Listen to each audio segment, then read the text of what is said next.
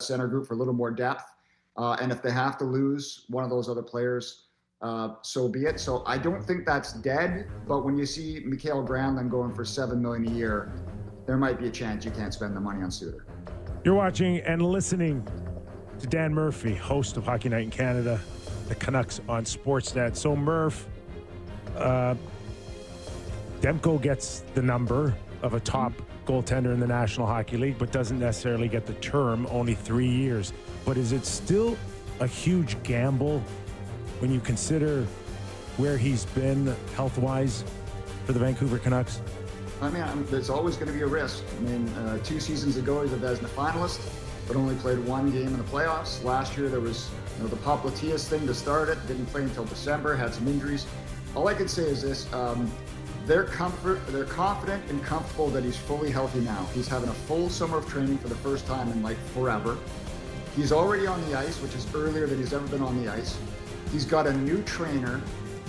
So they're doing some different things. And the fact that they have Lankinen means they can play them, they can split the games. There doesn't have to be a workload that's going to be crazy for Thatcher Demko. They know that Lankinen probably can't play 55, 60, but he can certainly play 40 quality games for you. And if you split the two, I think that's the ideal scenario. So yes, Demko left some years on the table.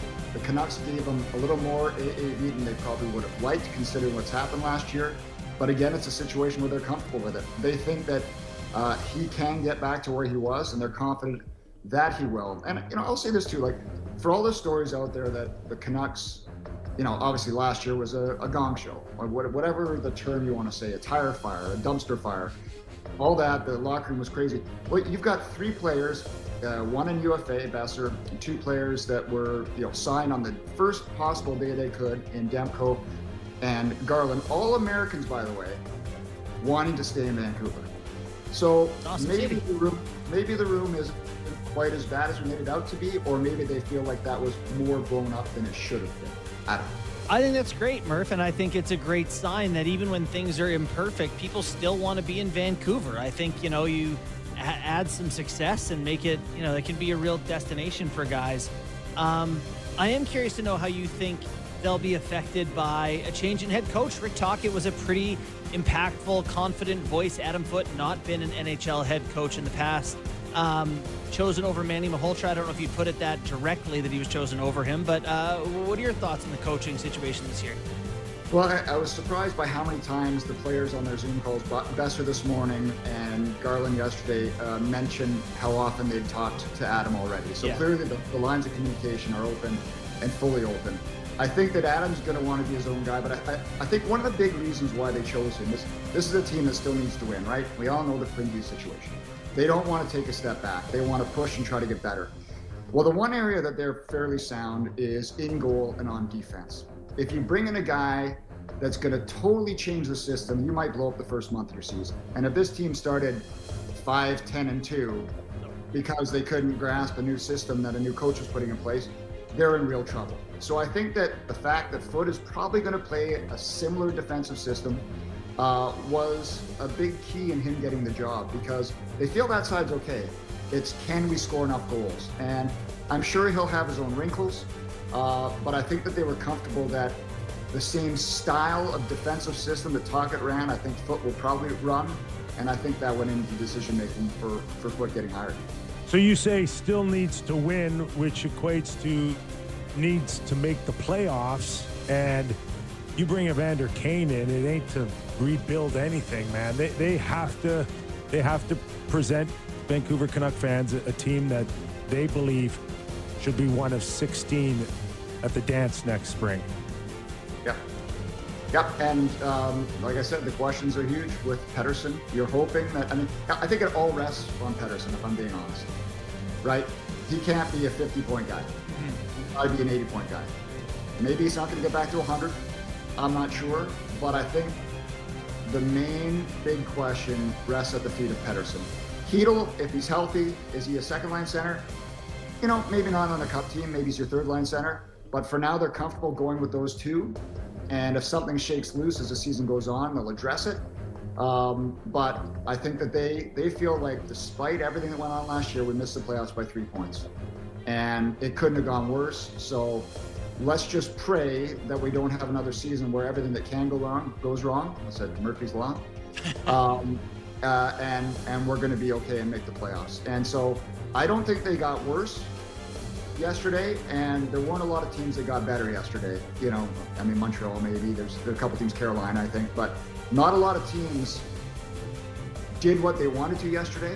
And the Canucks, even though it was unconventional the way they got around to it, they did address a goal-scoring need by bringing back Brock Besser. Yeah. This is, I don't know. I want to ask you about Quinn Hughes, and everyone talked about a lot of that stuff, the potential for him to eventually leave and go play with his brothers and how real that is.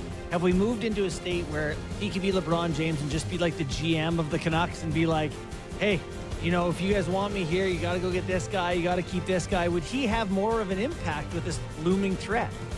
I don't think so. I don't think he'd ever do that. He's too late. I don't think Rutherford kind of gives me that vibe that he's going to let someone dictate. Right. I think they will certainly have conversation with him. Yeah. And I think one thing that, you know, I'm not saying he's going to be here after next year. I don't know. But I think the one thing that might give fans a little more comfort is nobody's leaving. Any team.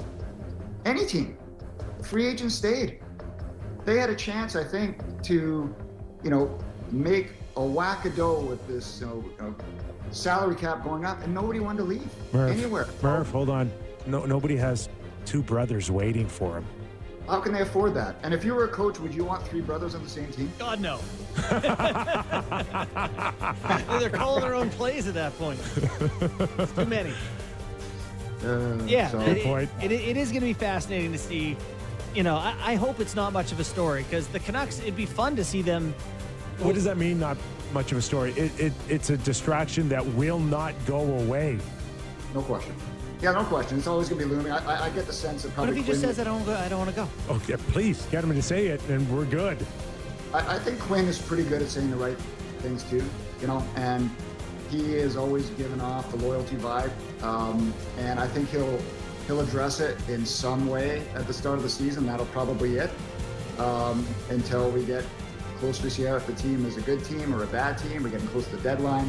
I think we'll all shake out, but there's no question that that's the storyline that's hanging over the season, the entire season, not the beginning of the season. So Jimmy Rutherford has this reputation. Do we wait for this reputation to kick in? Is there something lurking? Like, there's got to be something big for Jimmy. We know he's itching. Well, I think Patrick and Jim are always looking, but I just don't know what's available, right? I don't. I mean, I think that the biggest thing right now might be Suter, and I don't know if they can get that done. But they're always looking to make a big splash. But as we saw, there's just, when every team feels they're one or two moves away from being that much better, no one's selling. And so